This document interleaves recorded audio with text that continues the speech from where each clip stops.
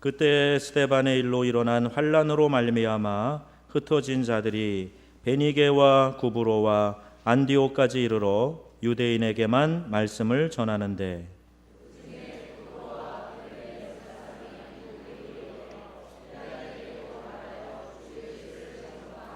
주의 손이 그들과 함께 하심에 수많은 사람들이 믿고 주께 돌아오더라.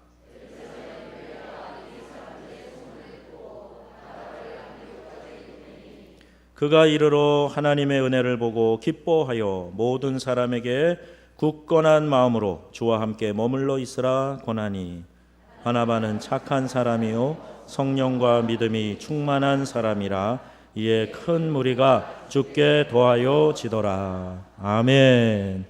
우리 교회의 주보를 보시면 교회 소개 제일 위에 우리 정은명성교회는 하고 이렇게 소개하는 것이 있습니다.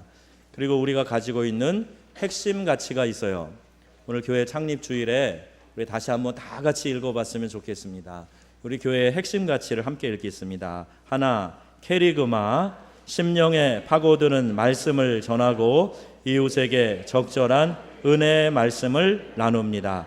둘, 디다케, 구체적인 가르침을 내 삶 속에서 내가 먼저 실천하여 본이 되는 리더로 성장해 갑니다. 셋, 디아코니아, 나보다 남을 낮게 여기는 존중의 태도로 이웃을 섬깁니다. 넷째, 코이노니아, 깊은 교제로 초대교회 사랑 실천을 통해 공동체를 이루어 갑니다. 글씨가 작아서 안 보이시는 분은 스크린을 보시면 됩니다. 사명선언문 다 같이 큰 소리로 읽겠습니다. 우리는 믿지 않는 사람들을 그리스도께로 인도하여 예수의 몸인 교회의 지체가 되게 하고 그들의 신앙이 성숙하도록 도와서 그리스도의 제자가 되게 하고 그들이 교회에서 사역하며 열방을 향해 선교할 수 있는 능력을 갖추게 하여 더불어 지속적으로 하나님의 이름을 찬미하는 예배 공동체이다. 아멘. 매주 여러분이 보시는 건데요. 잘 읽어보시고 숙지하시면 좋겠습니다. 여러분 예비 투표 하셨습니까? 투표율이 20% 넘었다 그러는데 많이들 하셨을 것 같아요. 이제 오는 13일 지방선거 꼭 투표하시기 바랍니다. 국민의 중요한 권리입니다. 뽑히는 사람들이 그들이 다루게 될 재정, 그 재정 전체를 유권자 수로 이렇게 나누면 한 사람당 약 2,600만 원 정도가 된답니다. 그러니까 내가 투표를 안 하면 내 스스로 나에게 주어진 권리 2,600만 원을 포기하는 거예요. 또 투표용지나 벽보를 만드는데 무려 나무 5만 그루가 베어져서 펄프로 사용이 된다는 거예요. 이 용지값만 따져봐도 아깝지 않습니까? 그래서 마음에 드는 사람이 없어서 투표하기 싫다 이런 분도 계실지 몰라요. 그러면 제가 누구 투표할지 알려드릴게요. 착한 사람 뽑으시면 됩니다. 착한 사람 찍으세요. 투표가 국가가 하는 일에 대해서 내가 적극적으로 참여하는 권리이듯이 교인들은 교회가 추구하고 나가는 방향에 꼭 참여하는 것이 중요합니다. 참여하되 배우고 연구하고 또 함께하는 그런 지혜가 필요합니다. 경제 용어 중에 벤치마킹이라는 용어가 있습니다. 어떤 우량 기업이나 선도 기업을 선정해서 모범적인 경영 사례를 참고하고 또는 배우고 모방하고 하면서 그 회사의 경영을 쇄신하는 것, 이것을 이제 벤치마킹이라고 이렇게 이야기를 합니다. 삼성그룹이 벤치마킹을 잘해서 국제사회에서 경쟁력 있는 기업으로 성장해 갔다 하는 것을 우리가 알고 있습니다. 벤치마킹을 통해서 얻게 되는 유익이 크게 세 가지가 있다는 거예요. 첫째는 모델을 선정해서 하기 때문에 목표가 분명해진다는 거예요. 내가 저렇게 하고 싶다, 저렇게 배워야 되겠다, 이제 이런 생각이죠. 둘째는 배움의 과정에 있기 때문에 따라가려고 배우기 때문에 계속 성장한다는 거예요. 셋째는 일에 대한 평가, 잘했나, 잘 쫓아갔나, 이거 평가가 쉬워지기 때문에 신속하게 수정 보완할 수 있다는 것입니다. 교회도 벤치마킹이 필요합니다. 좋은 모델 교회를 선정하고 그 교회의 장점을 받아들여서 우리의 현실에 맞게 적용하는 겁니다. 저도 우리 교회의 부흥과 성장을 위해서 더 나은 교회로 만들어 가려고 벤치마킹을 하는 몇몇 교회가 있습니다. 한국에 있고 미국과 독일에 있습니다. 각각 대륙도 다르고 교단도 다른데, 교파도 다른데 그런 교회들이지만 이 교회들이 잘하고 있는 게 뭔가 하는 것을 보면서 우리 교회 실정에 맞게 적용도 해보고 그렇게 노력하고 있는 거예요. 그래서 우리 교회가 정읍에 있지만 전혀 촌스럽지 않은 이유가 바로 여기에 있습니다. 세계를 바라보고 잘하는 교회들을 뽑아서 우리 교회가 많이 벤치마킹하고 있기 때문에 그렇습니다. 다 건강한 교회들이에요. 그리고 이 교회들의 공통점이 있는데 다 제자 훈련을 잘하고 있다는 겁니다. 그래서 우리 교회도 내년에 제자 훈련의 원년으로 삼고 이 부분을 더 많이 이제 따라가려고 준비하고 있습니다. 그런데 이 교회들보다 더 중요한 벤치마킹의 대상 교회가 있습니다. 성경에 나오는 이 안디옥 교회입니다. 가장 좋은 모델이 되는 교회입니다. 교회가요, 교인 숫자가 많다 그래서 큰 교회, 힘 있는 교회, 그렇지 않습니다. 건물이나 프로그램으로 모델 교회가 될 수 있는 것도 물론 아닙니다. 성경에서 말하는 교회의 본래성이라는 게 있어요. 교회는 이런 거다라고 하는 그 정의, 그 철학이 있는데 거기에 주권성, 보편성, 거룩성, 진리성, 사명성 이런 것들을 가지고 있는 것, 이것을 가지고 있어야만 하는 것, 이게 교회입니다. 이것이 다 잘 갖춰져 있어야 모델 교회가 되는 거예요. 교회가 그냥 사람들만 모아놓은 집단이 아니란 말이에요. 아무렇게나 주목구고로 하고 싶은 대로 어떤 사람이 그냥 주도해서 이끌어가는 그런 공동체가 아니란 얘기입니다. 그래서 이러한 점을 다 고려할 때 성경적 모델이 되는 교회, 어떤 교회냐? 바로 성경에 나오는 이 안디옥 교회라는 거예요. 안디옥 교회가 어떤 교회인가 오늘 말씀을 통해서 한번 생각해 보고 이 교회를 중요한 것들을 좀 벤치마킹 하려고 합니다. 첫째는 영적인 행복감이 넘치는 교회, 그 교회가 안디옥 교회입니다. 사도행전 11장에서 13장에 걸쳐서 안디옥 교회에 대한 이야기가 나오는데 성경은 안디옥 교회의 영적인 분위기를 이렇게 기록하고 있어요.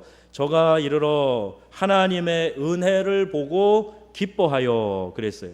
이 말씀에 의하면 하나님의 은혜는 그냥 마음으로만 느끼는 주관적이고 감정적인 것에 끝나지 않는다는 거예요. 눈으로 그것을 보고 깨닫게 된다는 겁니다.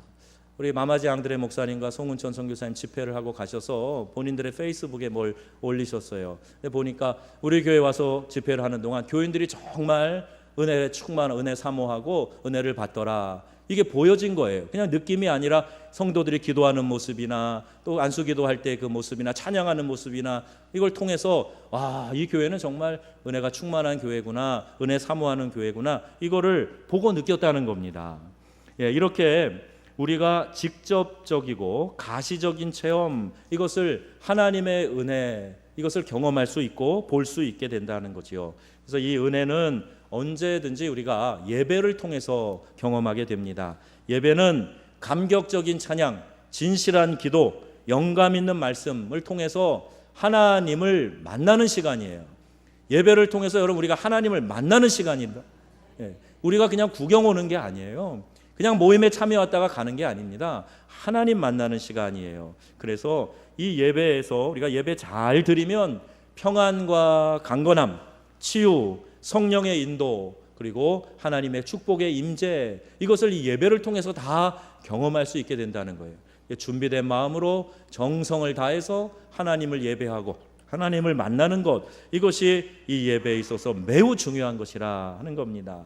이뿐 아니라 예배는 하나님이 인간을 대접하는 최고의, 인간이 하나님을 대접하는 최고의 행위고, 또 교회의 주인이신 예수님의 주권, 이것을 인정하는 신앙 고백이 담겨져 있는 것입니다.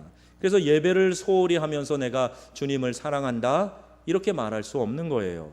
예배를 삶의 최우선으로 하지 않고 그리스도 예수를 주님으로 인정하는 그 주권성, 이걸 온전히 내가 인정하고 있다, 이렇게 말하기 어렵다는 거예요. 여기에 우리의 심각한 문제가 있습니다. 이 봄에 여행 다니시느라고 예배에 빠지는 분들이 제법 많습니다. 한 가지 확실한 것은요, 여러분, 이 예배의 우선권, 프라이어리티라고 하죠. 우선권을 두고 이 예배를 드리는 일에 최우선권을 두고 집중해 보세요.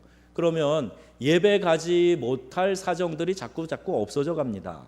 그런데 최우선권을 두지 않으면 자꾸 더 급한 일, 바쁜 일, 더 해야 되는 일들 더 많이 생기게 되는 거예요. 그래서 예배 우선권을 둘 때 여러분, 많은 것들이 여러분의 인생에 달라지게 될 줄로 믿으시기 바랍니다. 그래서 예배자의 감격과 기쁨, 이거 뭘로 다 말할 수 없어요. 거기에 최우선권을 두고 예배에 참석하게 될 때, 예배에 안 빠지고 나오시는 분들 참 잘하시는 겁니다. 그런데 예배에 나온 분들 가운데에도 어떤 분들은 무거운 눈꺼풀과 힘겨운 씨름을 하시는 그런 분들도 계세요. 우리 일부 예배 때도 성도들이 많이 오셨는데 밖에서 선거운동하다가 올라오신 아마 교인이시겠죠. 그런데 올라오시자마자 눈을 감고 깊이 졸으시더라고요. 그래도 막 다 들으신 것 같아요. 끝나고 목사님 은혜 받았습니다, 그래 하시는 거 보니까. 눈꺼풀과 힘겨운 싸움, 세상에 제일 무거운 게 뭐냐? 자기의 눈꺼풀이래요. 졸릴 때 들어올리기가 그렇게 어렵답니다. 근데 우리 교회는 별로 없어요. 저희 교인들은 예배 때 정말 말씀 잘 들으시고 예배 때 조는 분들이 거의 없습니다. 근데 설교 시간에 예배를 견디는 분들의 유형을 누가 분석했어요. 다른 교회 얘기일 것 같아요. 그런데 멀리 강단을 응시하고만 있는 딴 생각파, 이렇게 있고, 또 주보에 밑줄 긋고 교정까지 보는 읽기파, 설교를 자장가 삼는 수면파, 수시로 시계만 들여다보는 시간 절약파, 예배 후에 있을 회의를 준비하는 회의파, 평소엔 안 읽던 성경 읽기에 집중하는 실속파, 이렇게 분류를 해놓았습니다. 우리는 해당 없어요. 지금 너무나 잘 보고 계세요. 저는 여러분들이 예배를 드리는 데 있어서 정말 중심을 다해서, 최선을 다해서, 정성껏 준비해서 그렇게 예배를 드림으로 우리 하나님을 꼭 경험하는 귀한 예배자들이 다 되시기를 주님의 이름으로 축복합니다. 저는 스스로 이런 질문을 하면서 예배와 설교를 준비합니다. 만약 내가 목회자가 아니라면 이 교회에서, 명성교회에서 꼭 예배를 드리겠다라는 확신이 있는가? 이 질문을 해요. 좋은 교회들 많이 있잖아요. 더 좋은 환경에서 아주 기가 막힌 오디오 시스템에서 더 쾌적하게 예배 드릴 수도 있겠지요. 그런데 정말 내가 예배를 사모하고 이 명성교회에 가서 예배해야 되는 그런 마음이 내가 평신도라면 나에게 생기겠는가? 이걸 생각하면서 예배를 기획하고 예배를 준비하고 말씀을 준비하고 그럽니다. 정성을 다해서 준비하면서 하나님께 올려드리는 예배 드리기 위해서 목사가, 찬양대원이, 예배 순서 맡은 분들이, 찬양 인도자가 최선을 다하면서 노력해야 됩니다. 정성껏 준비해야 됩니다. 어제도 우리 여호수아 찬양팀이 저녁 늦게까지 여기서 찬양 연습을 하고 갔어요.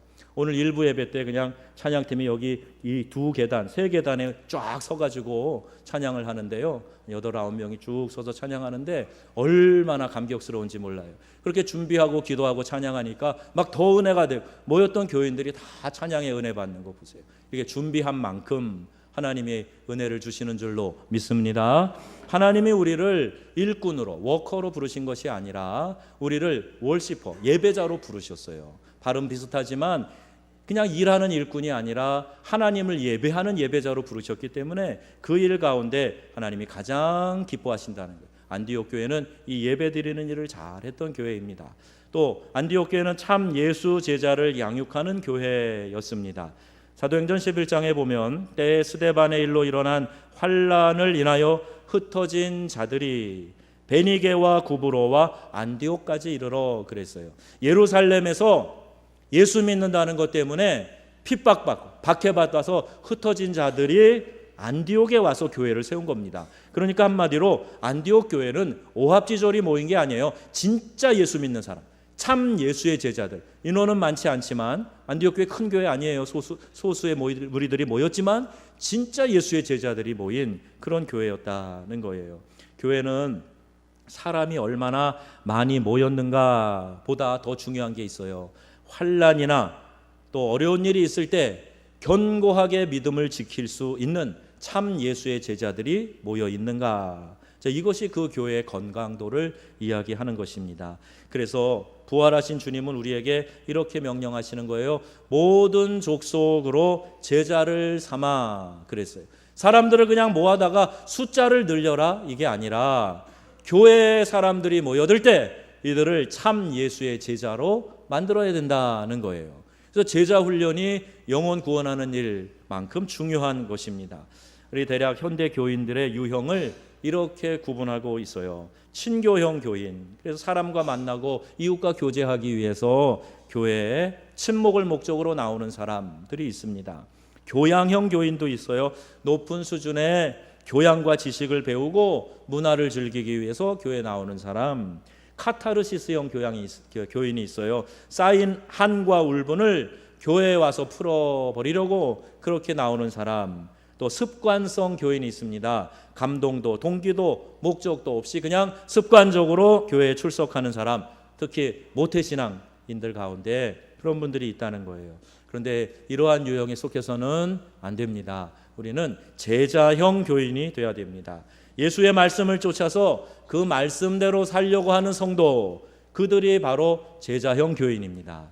여러분 어디에 속해 있는가 한번 잘 생각해 보시고 제자형 교인들이 다 되시기를 주의 이름으로 축원합니다.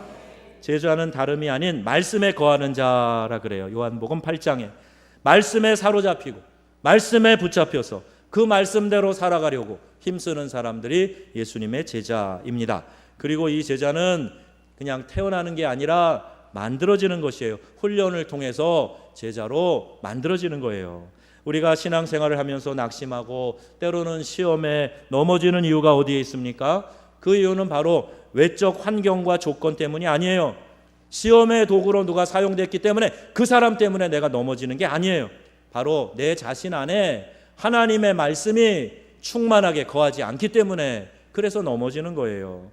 루터는 말합니다. 하나님의 말씀이 있는 곳에 하나님의 역사하심이 있다 그랬어요. 이처럼 우리 명성교회가 오합지졸 교인이 아닌 말씀 안에서 양육된 참 예수의 제자가 모인 공동체가 될 때 복음의 진리를 회복하는 진정으로 아름다운 교회 이루게 될 뿐만 아니라 진리의 빛으로 세상을 인도하는 하나님의 진리의 등대로서의 역할을 감당하게 될 줄로 믿습니다. 또 안디옥 교회는 마지막으로 세계 선교를 잘 감당한 교회였어요. 사도행전 13장에 보면 이들이 금식하고 기도하고 바울과 바나바를 안수해서 선교사로 보냅니다. 선교는 최고의 주님 사랑, 최고의 이웃 사랑, 최대의 교회 사랑입니다. 그러므로 이는 결코 미룰 수 없는 부활하신 주님의 위대한 명령이에요. 위대한 명령입니다. 당시 안디옥 교회는 자신들을 위해서도 해야 될 일이 많았겠지요. 그러나 무엇보다도 우선해서 교회의 가장 중요한 그 교회의 기둥 같은, 오늘로 말하면 그 교회 담임 목사님, 선임 장로님 같은 그런 분 2명을 성령이 지시하신 대로 뽑아서 그들을 안수해서 그들을 선교사로 보낸 거예요. 그 교회도 필요했겠죠. 그 교회의 영적 지도자를 왜 두고 싶지 않았겠습니까? 그러나 세계 선교를 위해서 자신들의 향유옥합을 깨뜨려 주님을 섬길 마음을 가졌던 것입니다. 그만큼 안디옥 교회가 사람을 의지하는 것이 아니라 교회 전체가 다 성령의 음성에 민감하고 우리가 주님의 뜻에 민감하게 반응해서 움직였던 교회였음을 알 수가 있어요. 이것이 모델 교회요, 좋은 교회입니다. 사실 한국 사람만큼 선교하기 좋은 이 민족적 자질을 가지고 있는 것 드문 것 같아요.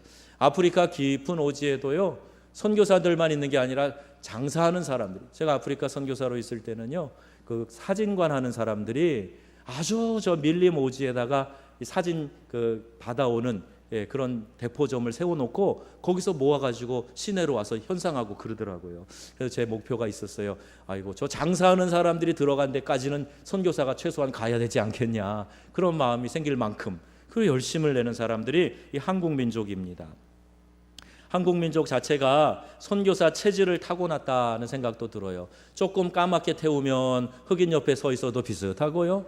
조금 하얘지면은 백인이라 그래도 비슷하고 그렇습니다. 그 사이에 왔다 갔다 할 수 있어요. 또 봄과 여름, 가을, 겨울 우리 이미 이 나라에서 다 적응을 해봐서요. 열대 40, 50도 우리 안수흥 선교사님 사역하시던 처텀 사역하시던 차드는 50도까지 막 올라가는 곳이에요.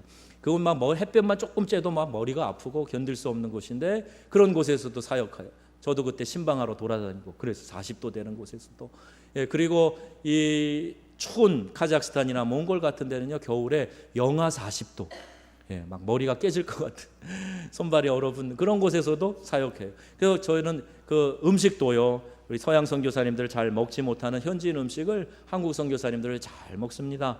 그러니까 저도요 밀림에 가서 들쥐, 노루, 고슴도치, 코끼리, 원숭이 골까지 귀하고 코하고 눈 다 뜯어서 먹어보고 그래서 그때 그 자연식을 통해서 기본 체질을 좀 이렇게 건강하게 만들고 그랬어요. 그래서 그때 만든 용어가 있는데 전천후 기후 적응력과 국제적인 위장 이거를 제가 한국 선교사의 특징이라고 이름을 지었습니다. 아직 학회에 발표하지는 않았어요.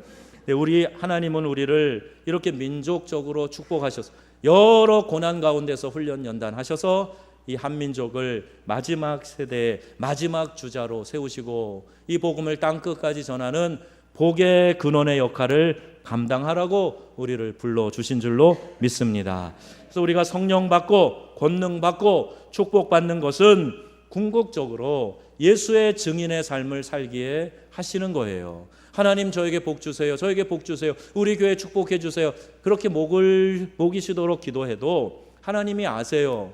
그 축복 갖고 뭐 할 건데? 내가 물질 축복 주면 너 뭐 할 건데? 건강 축복 주면 뭐 할 건데? 하나님이 너무 잘 아세요. 그거 가지고 오히려 하나님으로부터 멀어지고 내 자신이 교만해지고 그리고 그것 때문에 죄 짓는데 쓰임 받는다면 하나님 절대 축복하시지 않습니다. 그래서 하나님이 기뻐하시는 사명으로 내가 분명한 인생의 목적, 내 삶의 데스티니 정하고 그 일을 위해서 하나님께 축복을 간구해 보세요. 하나님이 우리 교회에 여러분 가정에 여러분의 어린 자녀들에게 놀라운 은혜로 복 내려 주실 줄로 믿습니다. 이것이 성경의 축복의 원리예요. 성령이 우리에게 임하실 때 권능 받고 땅끝까지 증인될 수 있도록 우리를 사용해 주신다고 말씀하신 겁니다. 우리는 선교에 대해서 최소한 4가지 확신을 가지고 있어야 돼요. 선교는 주님이 명령하신 교회의 본질적인 사명이다라는 확신이, 또 선교는 경제적인 풍요에 관한 문제가 아니라 의식의 풍요에 달려있다라는 확신이 있어야 됩니다.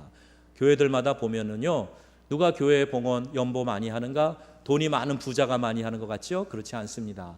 어려움 중에서도 하나님 은혜를 알고 하나님 사랑하는 마음이 큰 사람이 그걸 많이 해요. 그럼 하나님이 또 그 삶의 복을 주시면 그게 또 감사해서 또 그렇게 계속 그래서 삶의 단계가 이렇게 올라가는 거예요. 그 재밌어서 그렇게 하는 거예요. 선교도 마찬가지입니다.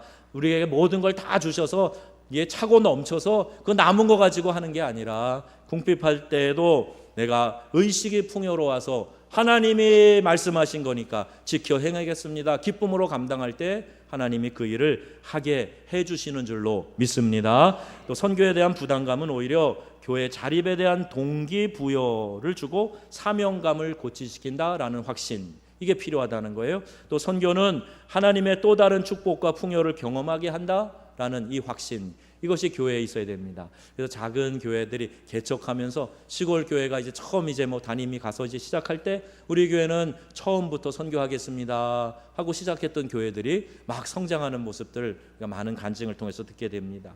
모든 사역의 원리가 그렇듯이 교회의 규모와 처지에 맞게 행해져야 됩니다. 그러나 동시에 교회가 커지면 일하겠다, 선교하겠다, 지역에 봉사하겠다, 이런 생각도 잘못된 생각이에요. 내가 여유가 생기면 하지, 아닙니다. 그것도 내가 이런 거예요. 마치 내가 지금 건강해지면 운동해야지, 이런 생각과 다른 바가 없는 거예요. 운동을 해야 건강해지는데 건강해지면 그때 운동하겠다? 그렇지 않습니다. 제가 파리에서 목회할 때 한 해 시작하면서 그랬어요. 교인들한테 우리 선교 헌금을 5유로씩 한번 해봅시다 그랬어요. 한국 돈으로 하면 한 7,000원 정도 될 겁니다. 그들에게 있어서는 5유로가 제일 작은 지폐예요. 그래서 쉽게 커피 마시고 내는 돈이 5유로입니다. 그러니까 우리가 5유로씩 한번 헌금을 해봅시다. 이렇게 운동을 시작을 했어요. 근데 많은 교인들이 동참을 했습니다. 우리 유학생도 많고 또 이렇게 이민자들의 생활이 그렇게 녹록지 않은데 교인들이 많이 참여를 했어요. 한 달에 5유로 뭐 부담 안 되잖아요. 커피 한 잔 값이니까. 그런데 어떤 분들은 재미가 생기니까 매주 5유로씩 하는 분들이 많이 늘어났어요. 그러면서 우리가 선교사님들을 파리 이민교회들이 파송 전혀 못하고 있을 때 우리 파리에 있는 목회하던 교회가 선교사님들을 한 분, 두 분, 세 분 파송해서 8년간 후원을 했어요. 우리 안승우 선교사님이 그때 4번째로 파송된 선교사였어요. 근데 제가 한국에 오면서 계속 이어지지 못해서 미안한 마음에 또 우리 교회에서 이렇게 또 파송하게 되어서 참 감사하지요. 그런 인연이 있습니다. 근데 교회가 함께 선교헌금에 동참하면서 이 일이 가능하구나, 이민교회도 할 수 있구나, 하나님이 이렇게 축복하시는구나 하는 것을 피부로 경험해 볼 수 있었습니다. 우리 명성교회는 하나님께 엎드려서 간절함으로 부흥을 간구해야 돼요. 이게 교회의 사명이기 때문입니다. 대배 빈자리 얼마 남지 않았는데 이 자리가 오래 가기 전에 다 채워지도록 기도하는 거예요. 교인 숫자 늘리기 위한 것이 아니라 영혼 구원에 대한 비전을 가지고 이것을 감당하게 해달라고 기도하게 될 때 하나님이 이 일을 가능케 해주실 줄로 믿습니다. 중위층까지 성도들이 가득해서 1부, 2부 예배 드리면 얼마나 좋겠는가 그런 생각이 들어요. 우리 아랫좌석이 300석이에요. 촘촘히 앉으면. 윗좌석이 100석이 있습니다. 여기 꽉 채워져서 함께 예배할 때 우리 하나님께 기쁨이 되고, 교회는 또 힘을 얻어서 지역의 많은 교회들을 돕고 세계 선교를 돕고 또 그리고 우리 지역에 해야 될 일을 감당할 수 있도록 하나님이 우리에게 능력 베풀어 주실 것을 저는 분명히 확신합니다. 우리 교회가 전도에 대한 관심을 일으켜서 주님께서 명하신 복음 전도의 사명을 다하기 위한 그런 목적으로 세워져 가야 합니다. 계속해서 좋은 교회들의 벤치마킹을 통해서 지혜를 얻는 일에 관심을 가져야 합니다. 우리 장로님들 4분 다 해서 우리가 한번 김천에 간 일이 있어요. 김천 서북교회를 가서 어떻게 교회를 확장해서 잘 지었는가 가서 보고 목회에 참신한 아이디어도 보고 그리고 왔어요. 장로님들이 다 좋아하시고 우리도 하면 이렇게 해야 되겠다 아이디어도 갖고 그리고 왔습니다. 그게 좋은 일이지요. 그리고 우리 교회가 좋은 모델 교회가 되어서 새롭게 다른 교회들에게 영향을 끼치고 이끌어가는 교회가 되기를 소망합니다. 우리 필리핀 목사님들이 오시는 것 하나의 저는 상징으로 생각하고 있어요. 우리 교회 뭐 지금 당장 보여줄 게 특별한 게 그렇게 대단한 게 있는 건 아니지만 우리 목사님들이 이렇게 찾아오시니까 좋은 교육도 해드리고 또 우리 교회가 이러이런 비전을 가지고 지금 이렇게 열심히 달려가고 있다는 간증도 하고 그러고 싶은 마음입니다. 목회자의 비전에 여러분들이 마음을 열고 동참할 때 이러한 부흥은 우리에게 현실로 다가오게 될 줄로 믿습니다. 우리가 지역 전도하고 농촌 도시교회들 돕고 나그네 되어 이 땅에 들어온 탈북민 외국인 선교를 위해서 깨어있을 때 주님이 기뻐하시고 힘있는 공동체로 세워질 줄로 믿습니다. 이러한 기도를 우리가 주님께 이 창립주의를 맞이해서 함께 올려드렸으면 좋겠어요. 분명 그 기도와 실천이 여러분의 가정과 또 우리 교회에 더 나아가서 이 민족에게 하나님이 축복을 가져다주는 귀한 통로의 역할을 감당하게 될 비전이라고 믿습니다. 우리 교회 창립주의를 맞아서 교회가 하나님의 주시는 그 은혜 안에서 평안하고 또 하나님이 주시는 능력 가운데 세워지고 우리 성도님 한 분 한 분들이 다 이 축복의 주인공들이 되시기를 우리 주 예수님의 이름으로 축원합니다. 아멘.